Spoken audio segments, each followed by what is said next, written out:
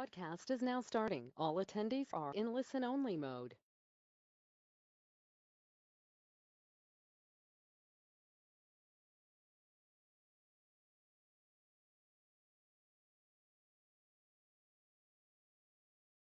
Welcome to Delta Motion's Position Tuning of a Hydraulic Cylinder webinar.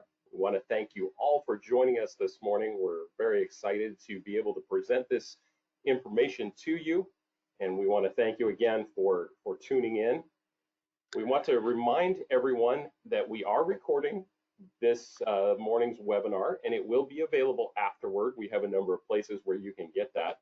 Our website, deltamotion.com. Also, we have a discussion forum at forums.deltamotion.com. We invite you to check that out if you haven't done so already. And finally, Delta also has a YouTube channel. Just search for us in the YouTube search bar, and it'll pull up a number of videos that we have posted there on our channel. I want to thank our presenter today. Jacob Paso is Delta's Product Development Manager, and with that, I will turn it over to Jacob. Thank you. Thank you, AJ. Welcome everyone to Delta's Position Tuning webinar. We will be going through a lot of information today, so I hope to keep it going at a good pace.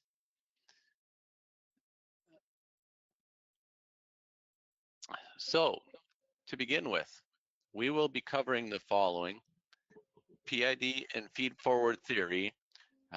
For those of you who are advanced, you may be familiar with this already, but we'll try to go through this quickly so that we can have you get to the advanced things as well.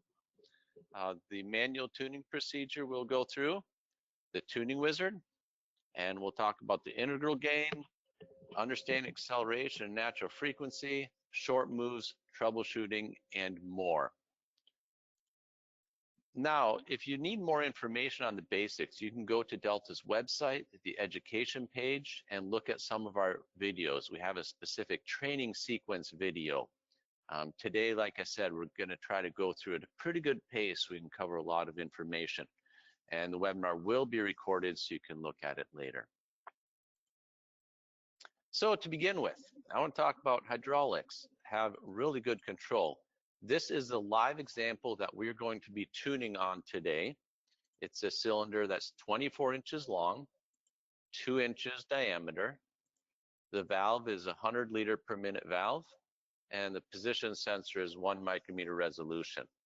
This is a fairly standard hydraulic system. This one is actually more than 15 years old. The position sensor is not that old. But we can get very good control. This system will go more than 35 inches per second, and it can hold position at less than a thousandth of an inch. And while we're moving at 35 inches per second, it can track motion within a tenth or 10 thousandths inches. And that's not even trying very hard. This is just a basic hydraulic system.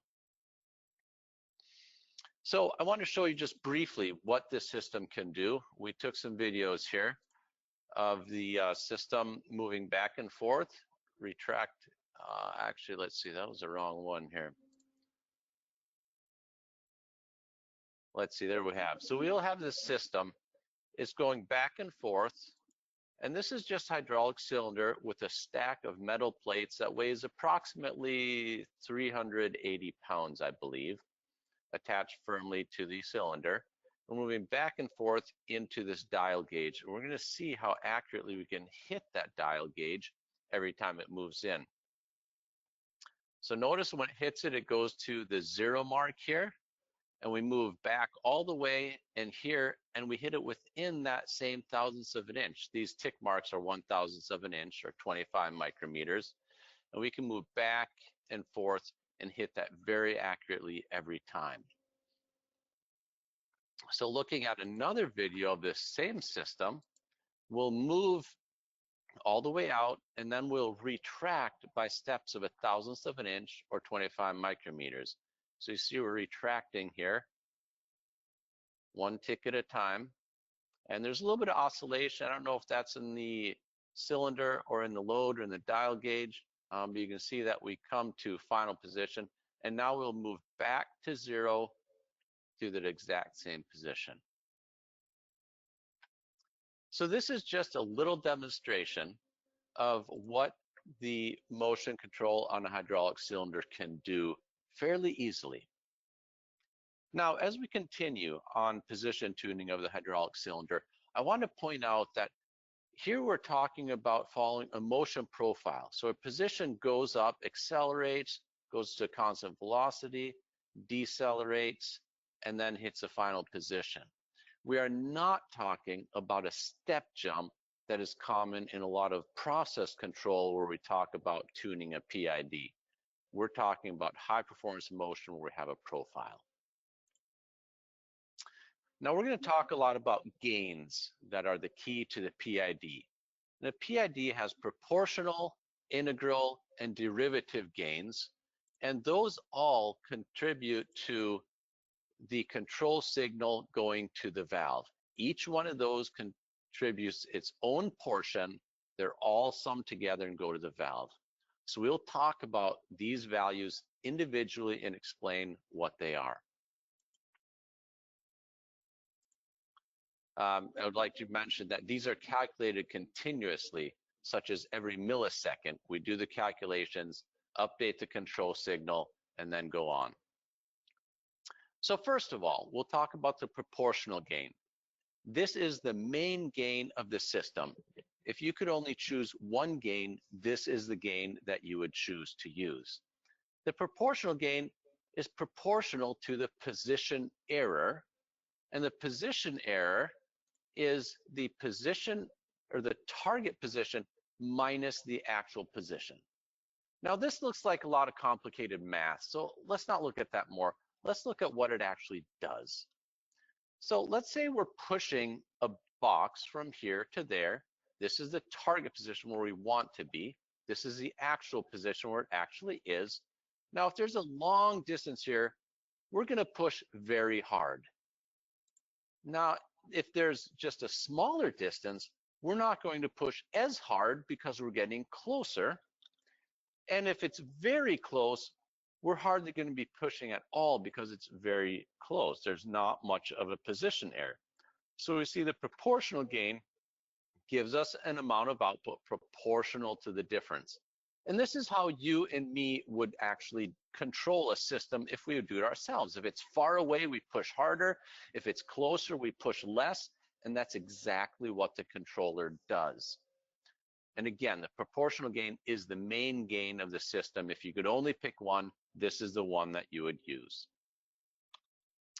So if we look at a plot of motion where we have the position accelerating up, going to constant velocity and decelerating, and then we look at the actual position. Maybe this one isn't following so well. The proportional gain, it will look at the difference between the target and the actual, and it will give us an amount of control output relative to that. So right down here, it's pretty close. So we're going to get a little bit of control output. Over here, we're going to get more, and over here, we're going to get more, and then over here, it's going to be less again. So the control output should look something like this, ramping up, going higher, and then down. And indeed, that's exactly what it is. It's small here where the error is small. It gets bigger where the error is bigger, and then goes down where it's lower. One problem with the proportional gain is that once the target reaches its final position, and if the actual position is close, it's going to be giving a very little bit of control output. And that may not be enough to get us to final position, so we may never get there. So to do that, we use the integral gain. The integral gain works a little bit differently than the proportional gain. On the integral gain, if we have a difference between the actual position and the target where we want to be, we will start pushing a little bit. But as time goes on, if we still have that difference, we will push more. And as even more time goes on, we will push even harder to try to get there. And that's very similar to how you and I would actually control a system. We start pushing, and if it doesn't work, then we push harder and harder and harder until hopefully it finally gets there.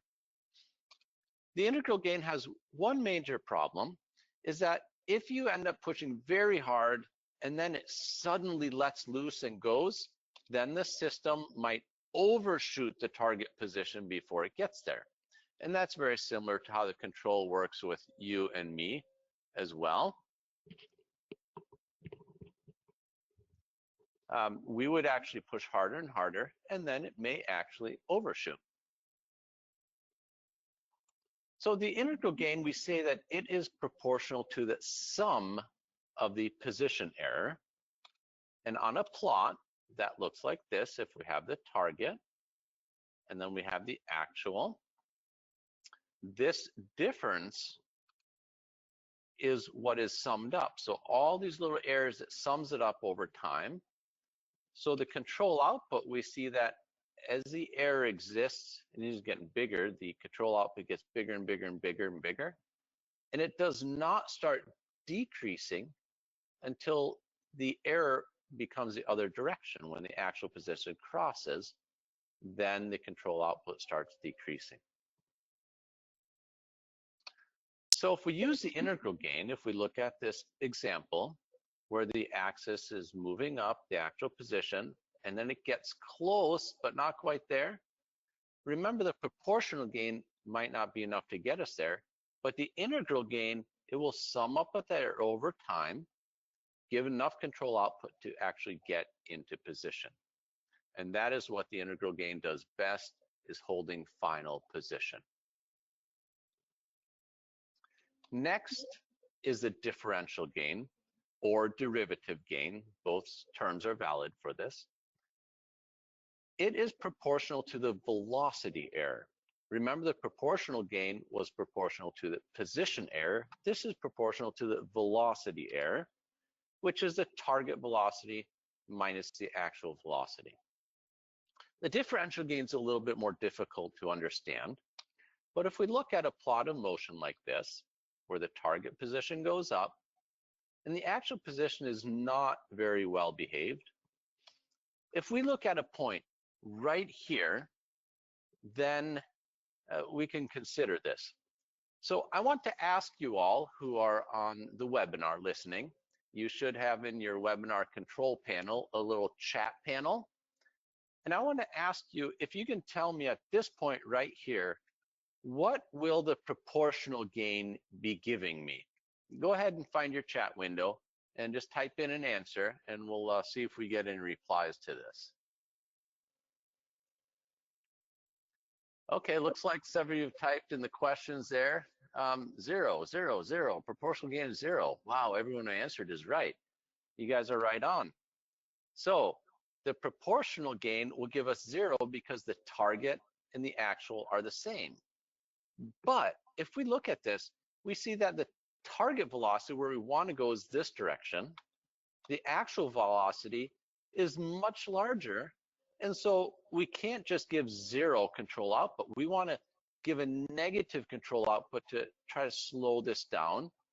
And that's exactly what the differential gain does. It takes the target velocity minus the actual velocity, and being this one is smaller, that one is bigger, it'll give us a negative value, and the differential gain will help us slow this down to try and make the actual velocity follow the target better. So to recap on that, the proportional gain, that tells us about, or that acts on where we are. The differential gain, it acts on where we are going. So it gives us a little bit of look ahead and can give better control.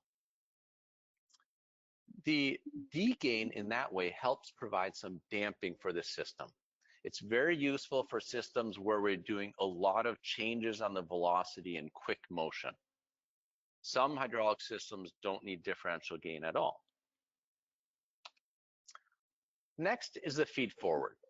If we consider a hydraulic cylinder, we send a control signal to the valve, plus or minus 10 volts, so we give some voltage, and that will give us a corresponding velocity output and that velocity is proportional to the control signal.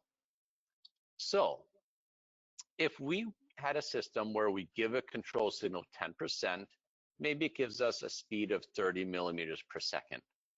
That means if I give twice as much, the speed will be twice as much. 3 times as much, the speed will be 3 times as much.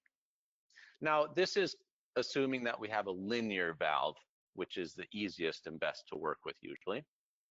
So I have another question for you that you can type into your question panel.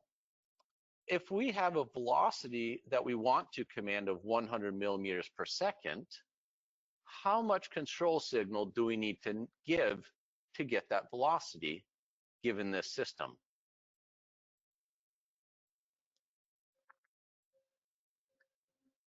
Yep, 33.3. We have several people answering here. That is exactly correct. So here we see that if we know what we're going to command the velocity to be, we know how much control output to give already, so we can do that, and we call that the feed forward value that we use to give a voltage. So the velocity feed forward is proportional to the target velocity. And we know what the target velocity is ahead of time. So if we look at regular motion, we have the position going up and then coming down here, or stopping. The target velocity looks like this. The velocity feed forward is going to give us control output proportional to this, so right there. And the velocity feed forward ends up giving us most of the control output that we need to move this system. But we do need the other gains because this only looks at the target. It doesn't look at where we are. The other gains help us look at where we are and do corrections. But once we use the feed forward, that allows the other gains to do their work a lot better. They don't have to work as hard. And the velocity feed forward is what makes it possible for us to follow a target profile almost exactly. If we did not have the feed forwards, there would always be a lag between the actual position and the target position. Next is the acceleration feed forward. It's just like the velocity, except where it works on the target acceleration. And again, we know the target acceleration ahead of time. So if we look at a plot of motion, the position going up again, and our velocity going up, being constant, and then going to 0, the acceleration is at the beginning of the move, and then also at the end of the move. So with the acceleration feed forward, we give a control output here, green. It ends up giving us a boost at the beginning to help us get going, and a brake at the end to help us slow down. And this can help improve control. So we have gone through the proportional, integral, differential gains and the feed forwards. But the question is, how do we tune these gains?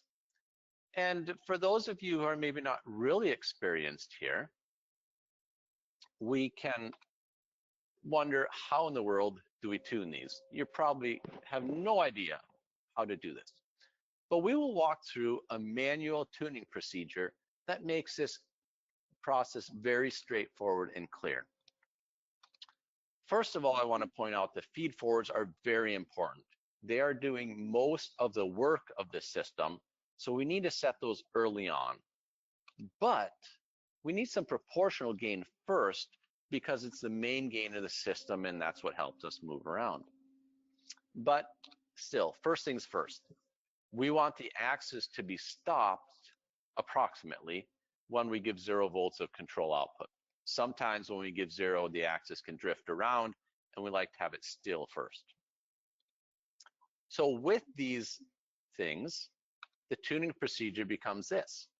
We start with the output bias that helps adjust that 0, as I said, and then the proportional gain. And at this point, we only want to set it enough until the target and actual position are parallel, and I'll show you what that means. Then we set the feed forwards, and then we go do the PID, and then something called an output filter.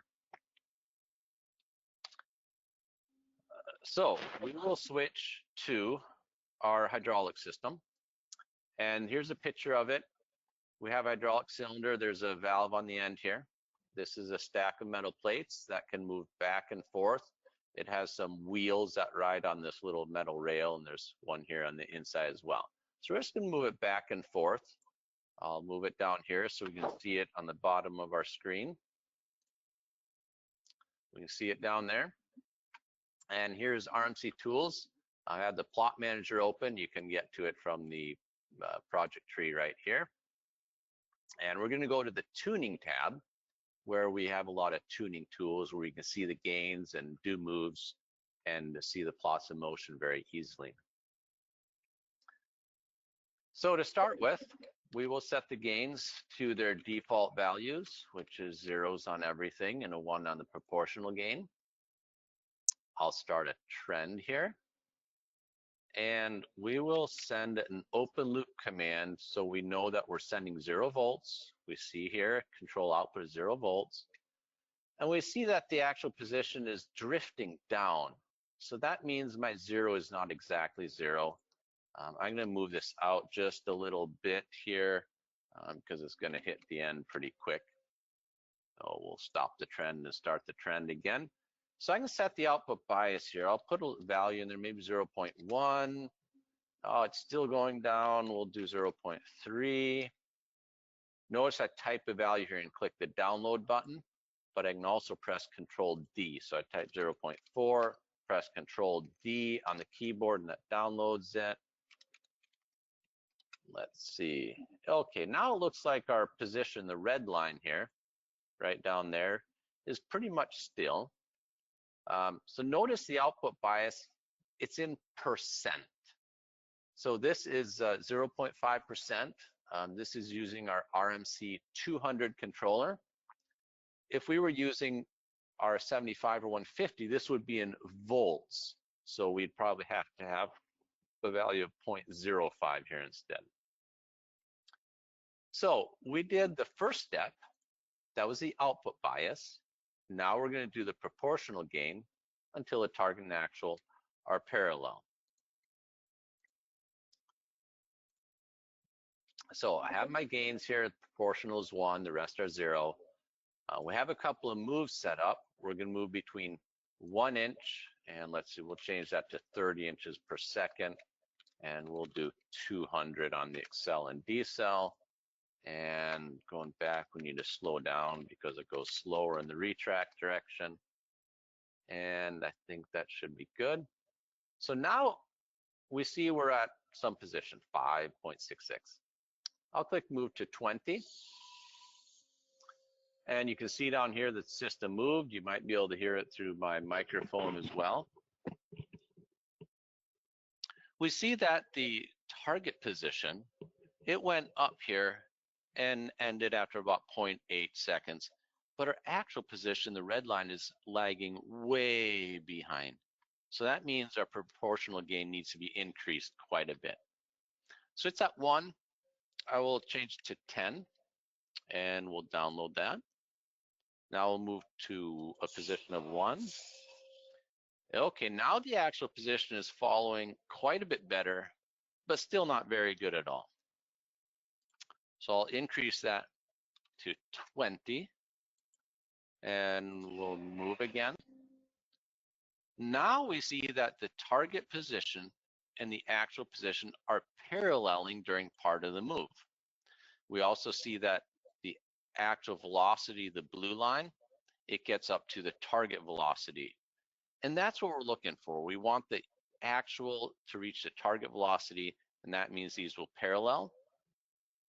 And that's as much as I want to set the proportional gain right now, because the main point of it is so that I can set the feed forwards correctly. Once I've made a move like this where I parallel, now I can click the Adjust VFF button. I'll click it right now. And we see that calculated a velocity feed forward. What it does, it actually looks at the end of the constant velocity section right here, looks at what your actual velocity is, your control output is, and it calculates it and puts it right there. So we can't have any oscillation here in order to calculate it correctly. You see there's a little bit of noise. There will always be noise in the velocity, but there's no huge oscillations. Now I can move in the other direction. Looks like I have a problem here. Notice the control output here, it saturated and my actual velocity didn't reach the target velocity. So let's see, I got that wrong. This one needs to be a speed of 20 and that one needs to be a speed of 30. I got that backwards. So let's see here, if we move to 20, okay, that feed forward looks good. We'll move back to 1. And this looked like it controlled well. The control output is here, did not saturate. The actual velocity reached the target velocity.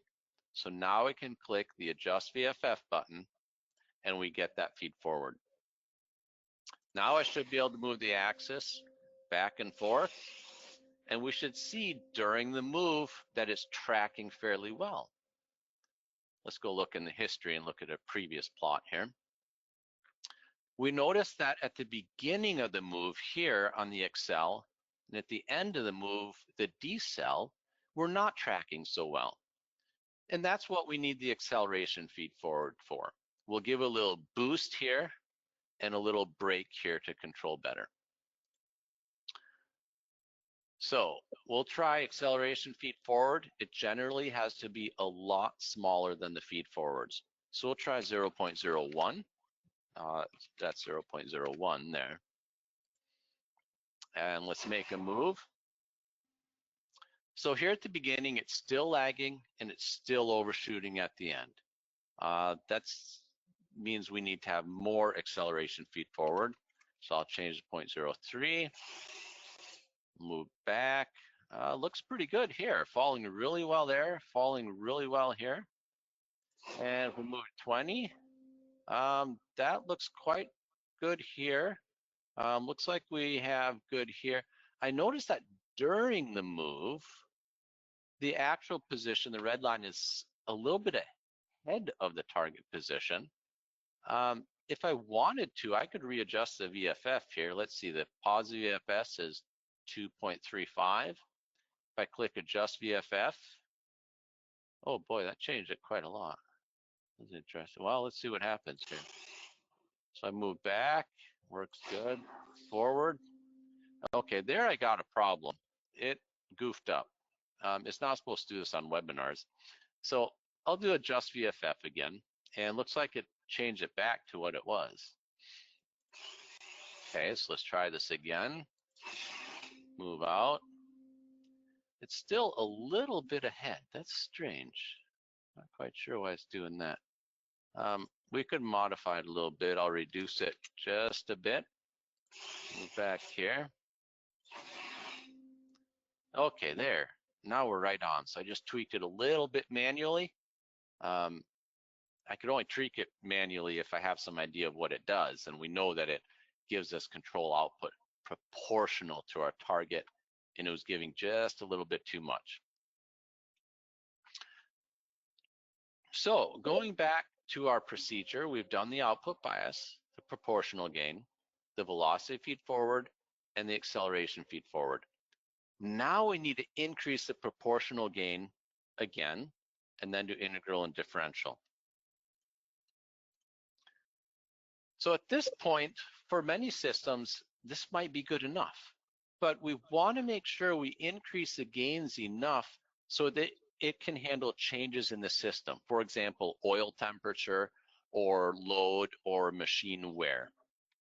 So I'll increase this a little bit, go to 50. We'll move back and forth, and looks like we're controlling pretty good. If I put my cursor out here, we see that at that point, it's at 19.996 versus 20, so that's 4 thousandths off. That's about 100 micrometers. And if I go here, it's off a little bit more. During the middle of the motion, we're tracking 560 to 578, pretty good. But we should be able to increase the control output, or the proportional gain, a bit more, and do some moves. And let's see out here. Oh, look at that. Now I'm within a thousandth of an inch here. Yeah, and it does fairly good. During the move, I'm off by only 9 thousandths in the middle there. Let's increase that gain a little bit more. And move back and move out. So here, well, there's a spot where it's 4 thousandths off, but it can go up and down a little bit. During the middle of the move, we're tracking a bit better. And as I increase this gain, I need to watch the control output and the velocity and make sure that they don't start oscillating too much. If it starts oscillating, that means the gain is much too high and I need to reduce the gain. So we'll try a little bit more, 250. And boy, I seem to be able to increase this gain quite a bit.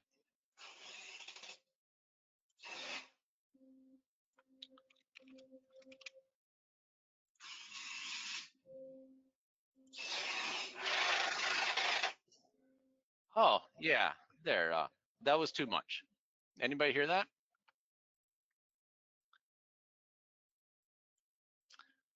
Yeah, so generally once you start hitting oscillation, you want to back way off that. So like 30% less or even more. So I'll probably go back down to 300 and try that. Okay, so now I think we have pretty good control here. And that's just the proportional gain. The next one is the integral gain. And at this point, it can be hard to see that we need any integral gain. But integral gain is often useful for having on the system if your load changes or something changes on it. A rule of thumb for a well-behaved system is that it can be 3 to 5 times higher than the proportional gain. So we'll maybe throw in, I don't know, 900 here and download it. Now, if it's not a well-behaved system, then it's totally a different thing. But this is a well-behaved system. And we just want to make sure that it still controls fine with that integral gain. And the next one's a differential gain. Now, on this system, it's controlling really well. During the middle of motion, look, we're tracking within 1/1000th of an inch, 25 micrometers. At the end, we're coming in really quickly, just within a couple thousandths of an inch or like 50 micrometers, really quickly. So we probably don't need any differential gain. But if I were to do larger accelerations, then we may see that we have trouble tracking the system. And that's where we may need some differential gain. Okay, looks like when I did higher accelerations, these gains were a serious problem again. So I'll have to decrease those. We can probably leave the integral gain where it was. Let's see if this is a little bit better here. Put it back into run mode.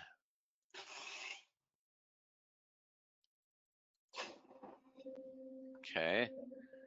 And it's tracking pretty good here. Let's see if I do. Well, we'll throw some differential gain in there just to show how it works, even though we're not going to see great improvement here. If I throw some in 0.1, it needs to be much, much smaller than the proportional gain because it can quickly cause oscillation problems if it's too large. We'll download it and move here. Move out. I want to make sure my velocity looks all right. I have a little bit overshoot here. Not very significant at all. We'll increase to 0.3. And like this. And maybe we'll go to 0.5. And go to 20. So with the differential gain, the control typically ends up being a lot sharper, a little more accurate. But we see in the control output that we start getting some noise there. And if I compare it to a couple moves back, notice that we're getting a lot more noise. If that noise increases, that can cause a lot of problems, and it will limit how high we can move the differential gain. But fortunately, we can filter this. We have the output filter. It's a low pass filter, so it filters all the frequencies below whatever value we put there in the hertz, except for 0 means the filter's off. You always want to start with a high value. So like 100 is generally pretty safe to start with. And then when we move, we see that this noise is decreased. So that means we can increase the differential gain some more. If we weren't able to filter it, we would be limited on how high we can bring the differential gain. And now notice that when I increase the differential gain, it increased the noise again, so I can decrease the filter. Maybe I'm gonna try 50, and we'll move, and that decreases the noise a little bit, so I should have pretty good control here. So again, this system doesn't necessarily need differential gain in terms of how we're moving it right now, but on systems that do, this is the process that you would go through with the differential gain and the output filter working together. I see a question come here, is there output bias in the RMC 100? Yes, there is. It's called the null on the 100. You can look that up on the RMC Win Help. RMCTools stuff, it's called the output bias. Okay, so this is the tuning procedure that we went through. That's pretty much the basics to it for the manual tuning. If we look at the auto tuning capabilities in RMC, we have auto tuning where you can have this process be done automatically by the RMC, and it's fast and easy. We also have an option where you can use a tuning wizard with an existing plot where the RMC doesn't automatically move it for you, but you have generated a plot. And this is good for cases when the auto tuning might not work. And it can also be used to refine the tuning after auto tuning. So we're going to look at that a little bit here. So again, we tuned it, and I'll change the tuning back to the original values, or the default values. And now we'll go to the tuning wizard. We'll use the auto tuning wizard that will automatically move the axis for us. Right here, I say that I accept the warnings. On this page, I need to choose a number of moves. I can choose one in each direction or a single move. Usually you want 2 moves because the system behaves differently in each direction, and RMCTools needs to get data for that. This defines the moves that we're going to be doing during the auto tuning move, where each move starts, but it will only move as far as it needs to move. And usually these settings are fine. If they're not, we can come back and change them, or we can do the tuning wizard with an existing plot instead of the auto as well. Gives me a warning about needing to be in program mode. So here I get some buttons. Of course, an important one is a halt if something goes wrong. Beyond that, I want to move to start so it can be at the right starting place for my auto move. So I'll click this. You can see down here it moves approximately to the starting place. It's only approximate because it's an open loop move. Now I click move positive, and it does kind of a shaky move as long as it needs to. And then I can click next, and we do the same thing in the other direction. I click move to start, and we see down here it moves to the end to start for the negative move. Then I click move negative, and it does a slightly jerky move. Looks like it wasn't able to complete the move for some reason, but we'll see if that works. I click next, and here it calculates the mathematical model of the system. I click finish. Now we get a gain calculator where we can move the slider bar to choose gains. You can see them changing here as I move the slider bar. And to start with, you always want to move it down low to be conservative on the gains. Notice that the feed forward values do not change. The auto tuning is very good at calculating the feed forward values. Sometimes I run through this just to get the feed forward values instead of manually finding them. But we'll apply the gains. We see that they get applied there, and I can do a move. We see that it's following somewhat, but has some problems. So we'll increase that slider bar, apply the gains, move to 1, and looks like it's tracking better. We can increase it some more. And tracking better over here. Let's see, we're off by 5 thousandths. We'll increase it some more. Move to 1, 20. And let's see, during the middle of the move, we're tracking within, looks like that's only 20 thousandths over here. It's within a couple thousandths, bumps up to about off by 4 or 5 thousandths. We increase this a bit more here. See how that works. And I noticed that we have some noise in the control output. We can see that it was choosing some differential gain here. So we can actually throw in some output filter. I'll throw in a value of 100 and download that. And let's see how that works. Okay. So it looks like we're controlling fairly well here. Well, it's off by 8 thousandths up there. Maybe we increase it slightly more. I think we're getting to the point where we might have problems.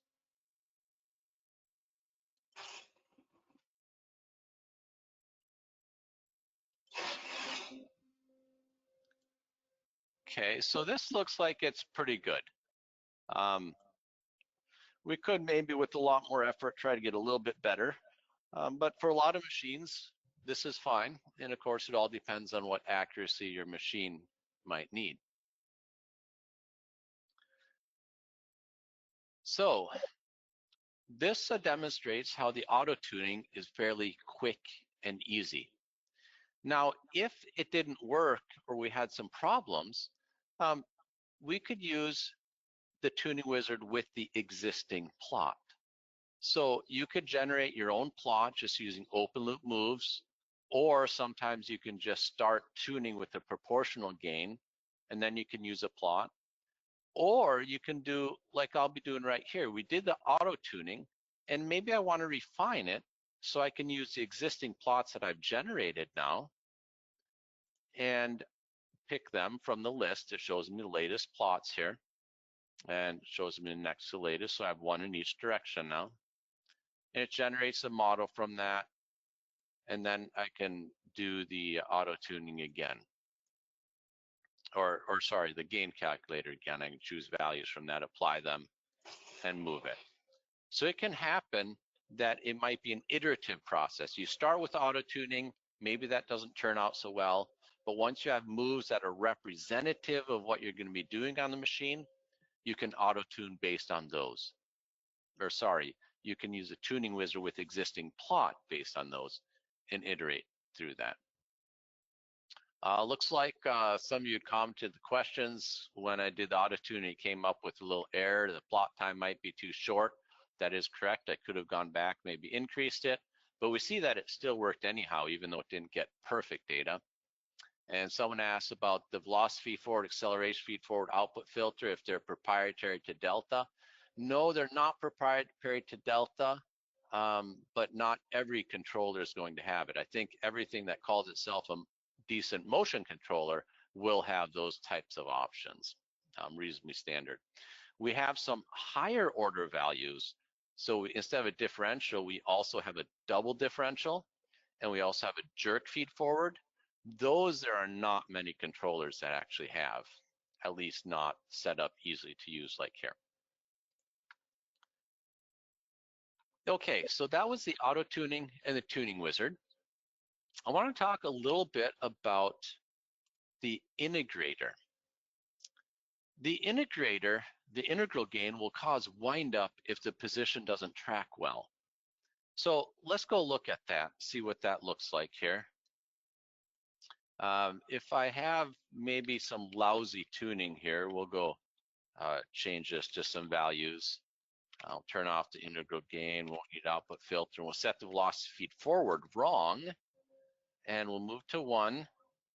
And I'm going to, on that plot, add the integral term. So I double click it, here we're there, choose custom plot so I can add a quantity.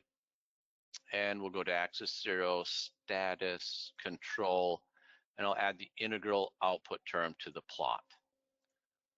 Now when I make a move, we can see the integral term here. And you know what? I think I left some setting on here wrong. Okay, we'll go back there.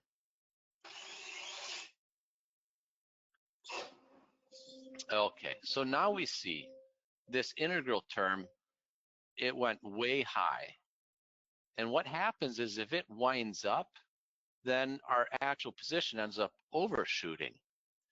And this is typical of systems that have poor control. Maybe there's poor components, or maybe the load changes drastically, or who knows what.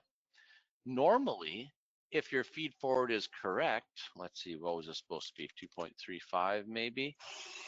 Well, on the reverse way we see it here, the integral output term is very small, this yellow line. That's what it should be if everything else is operating well.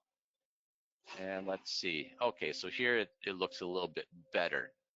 But let's say something's wrong with this system. And when I make a move, the integral output term winds up like this. Well, that can be kind of a big problem because it will cause overshoot, or it could actually cause heavy undershoot. So to deal with that, we can actually turn off the integral gain during the move and just turn it on after we finish the move, because remember, the integral gain is best at holding the final position. It's not necessarily just real great during the move all the time. So if we go to Axis Tools, and again, we can get there from the project tree here under Axis Tools, and this is a setup parameters over here. And at the bottom, I need to choose the All tab. And this is in the position velocity control section. It says default integrator mode. Normally, your integrator is always on, but we're going to change it to this TG done. That means target generator done.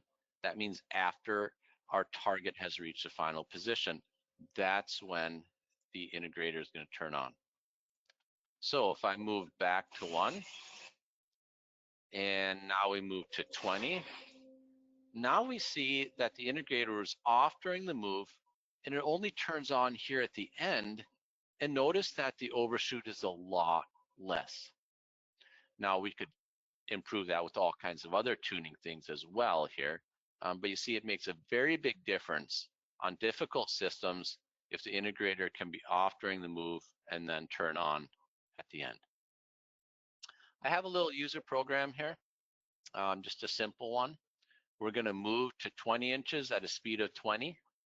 And then after the axis reaches 4, it's going to give the same command to 20 inches, but change the speed to 45, which is faster than the system can go. And then we're going to, after it reaches 13, give the same command at a normal speed. So this will simulate a problem in the system.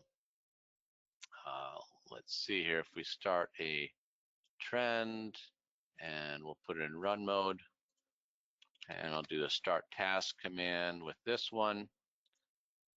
You know what, before we do that, let's go back and set the integrator to always active like it normally would be, and run this and see what happens.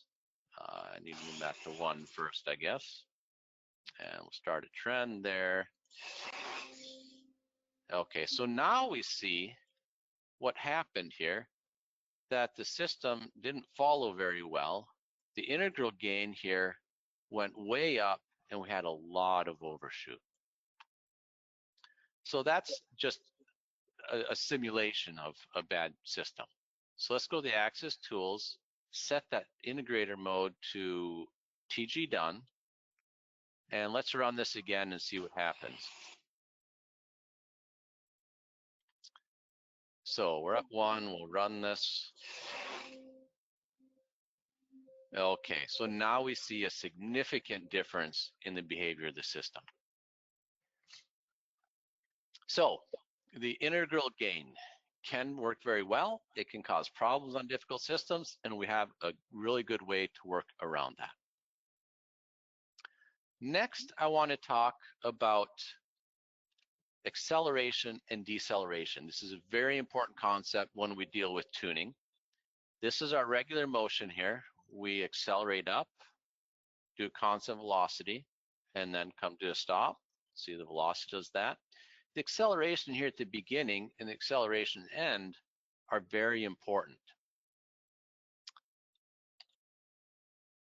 So I want to ask, you guys can put in your questions if you want to, or in your, answers the question pane. What is the #1 way to improve tuning? Does anyone know?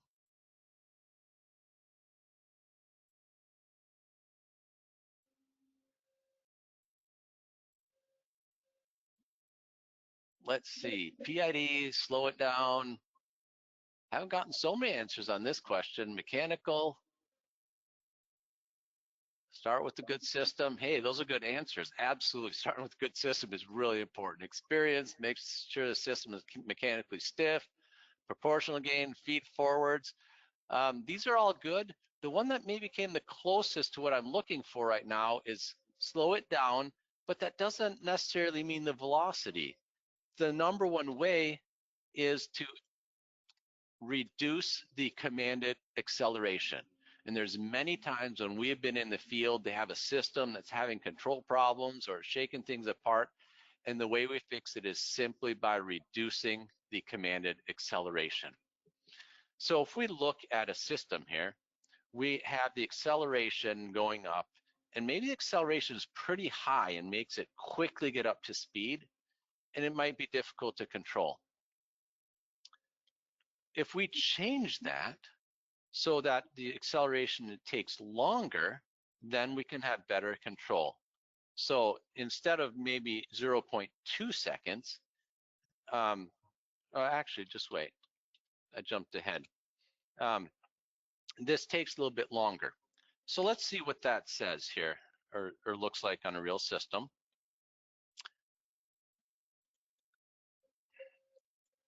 And by the way, I see some questions here. Do the auto-tuning or calculate VFF routines use unfiltered or filtered feedback? They use unfiltered feedback, I believe. On RMC200, I'm not sure because we have better filtering options. You can filter different things. And do you select use existing graph when replacing a valve? Not necessarily. I would probably try the auto tuning. If that doesn't work, then you can generate your own plots and try to use that. And the 150 and 75 do have pretty much the same options as the 200 for auto tuning and so on. There's some differences, like I mentioned, the filtering, we have a lot more options on the 200.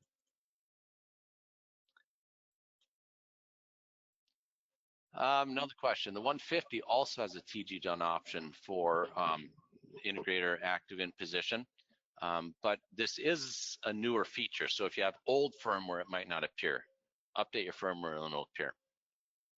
But we're going to see what happens when we reduce the accel and decel. So mine were 400. That's extremely high.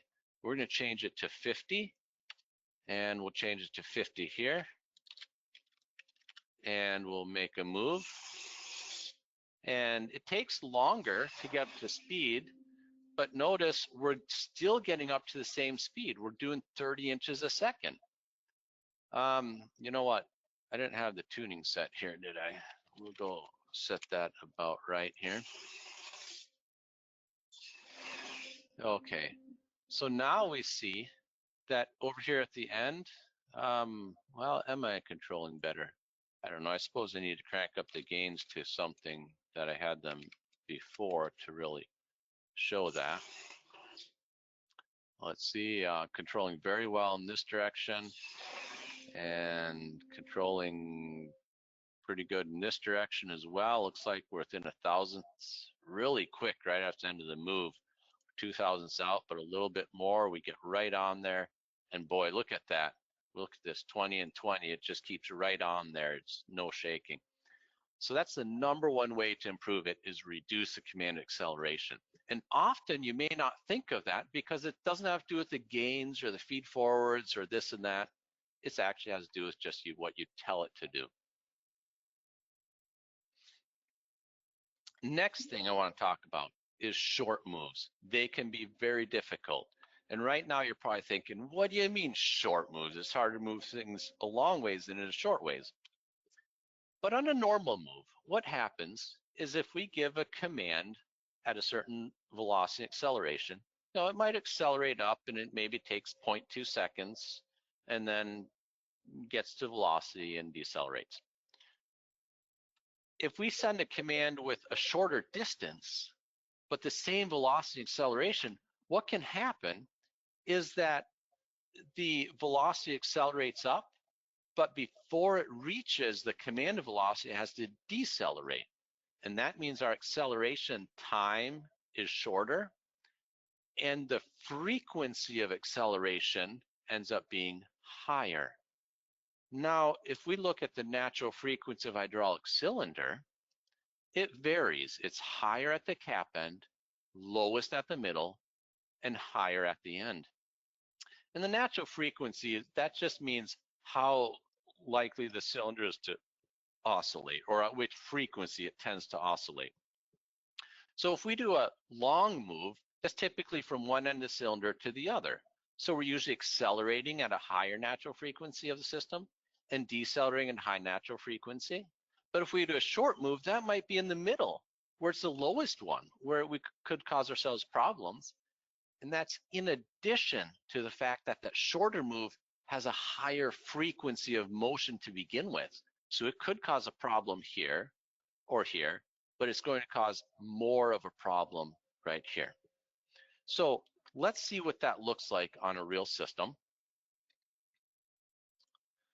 So we had the long move that we did, and I'm going to increase the acceleration here a bit. We'll try 300 and 300, and we'll move to 1. We see that we have, all right motion there. And if we then move this axis to the middle, we'll move to 12. I'll do a little bit lower accels and decels here. So now we see here, it's roughly in the middle. If I would do another move, and we'll use, let's see, these accels and decels of 300 that are the same as what we've been using here. If I move from 12 to 13, we'll move to 13 here. Click send. Notice that we all of a sudden had a problem. If I upload that plot, look at that. Well, let's compare some of these plots here. If I go to, let's see, I didn't get any good plots. Let's see, this one I think was that one done with 300? I think so. Let's go to the event log and see what we had. We had, this was 300, that was 50, and that was 300. Okay, so one that moved to, one was acceleration of 300 than that one. So that should be a good comparison. This was the same velocity and acceleration. And if we show the second cursor, we'll go one here, one at the end of that velocity where it finished accelerating. We see that the time difference is 65 milliseconds. Now let's go to this plot where we see that the time difference here is 58 milliseconds. Boy, it's not that much shorter, but much shorter. And it's also in the middle of the cylinder, and that one causes lots of high frequency acceleration. So we can see that this can make a big difference just on a short move versus a long move. So I want to ask you now, and you can put the answer in the questions again. If you want to do a short move, especially in the middle of the cylinder, how do you do it without causing all this oscillation?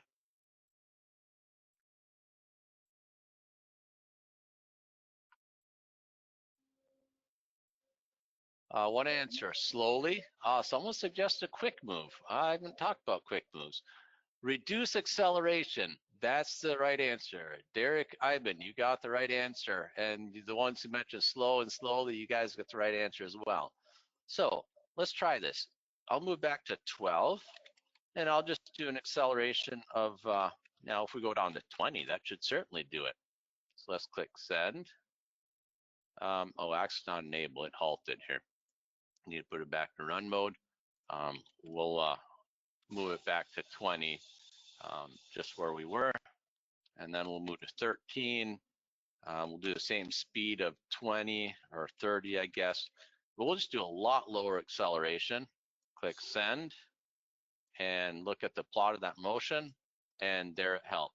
Notice I still have oscillation, so that might mean that my tuning was too high for the middle of the cylinder, but I'm pretty sure if I reduce the acceleration even more, it'll probably be better yet. So we'll move back to 12, click send, upload that plot.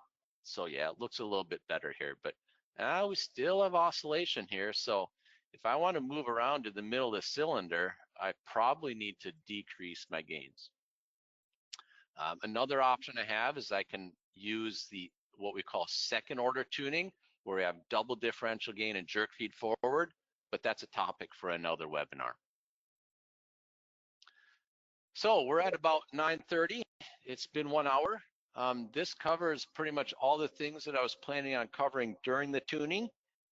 We went through the basic tuning, the PID and feed forwards, learned about auto tooling and using existing plot, reduce acceleration to improve control, and turn off integrator for difficult systems.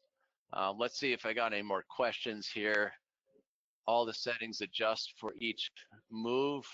When you command a move, you can choose the parameters.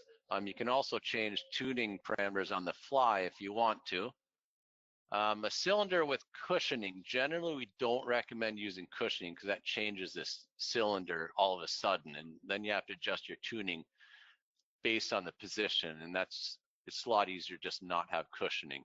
With high performance control, you generally don't need cushioning at all. Is it common to have a PLC command various accel, decel values depending on the length of the move? Absolutely, and that's something that we often recommend customers to do, but they generally don't realize it until they have lots of problems and finally call Delta for technical support.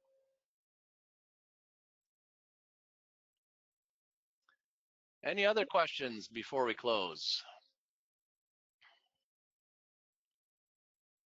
Okay, I want you to remember that Delta technical support is just an email or a call away. We're happy to help you get your system going. Looks like another question came. When to use I-PD mode instead of PID? There's a lot that's going to be talked about that, but I-PD is good for difficult systems and when you really don't need overshoot, but I-PD is not good for synchronizing multiple axes or defining an exact time when you get into position. So it has some good advantages and some serious disadvantages, so it needs to be kind of chosen. If a valve buzzes, what can it be? That can be that your gains are too high, maybe your differential gain. You might need to put some output filter to reduce the noise in the control signal going there. But one of the valves I have on my system right now, I put an open loop and it buzzes. So I think that's just a valve problem, but it's probably more than 15 years old. So maybe it's time for it to start buzzing.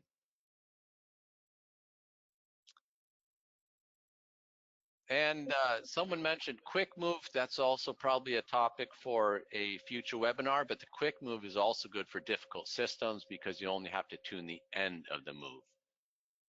Another question, how do you maintain amplitude of a sine wave with increasing frequency? For that, we have something called adaptive amplitude control. If you go to Delta's forum and look up adaptive amplitude control, we have some user program examples of how to do that. Question of when is the next webinar? We don't have it scheduled out exactly. We've been kind of pushing this quickly with the coronavirus situation, but the next webinar is going to be soon. So we have some more scheduled already for tuning an overlapped valve, second order tuning, and there might be some other topics. We're going to have one on testing features as well. So stay tuned. We'll try to send out information as soon as possible for when those webinars are coming. Okay, AJ, do you have any final words before we close? I want to thank all of our attendees for joining us. We're so grateful that we found an audience for this. I also want to thank Jacob for this great presentation. Just a quick reminder for following up, we have plenty of online options. Deltamotion.com. If you go to the education tab, just a reminder, there are some videos there on the education tab that take you through the tuning process. Also, if you go to the support tab and look for RMCTools help, the help files are, all the complete help files are online, and you can search through topics there as well. I want to remind you that yes, a recording of this presentation is being made, and we'll try to get those up as quickly as we can. Those will be available at deltamotion.com. Also, Jacob mentioned, if you haven't visited our forum, we'd love to have you as part of our forum community. That's forum.deltamotion.com. And then also a reminder that Delta has a YouTube channel as well where we post a video. And if you'd like to visit that, just enter Delta Computer Systems in the video and you can find our channel. And with that, we'll say goodbye, and please watch for our upcoming schedule. Thank you.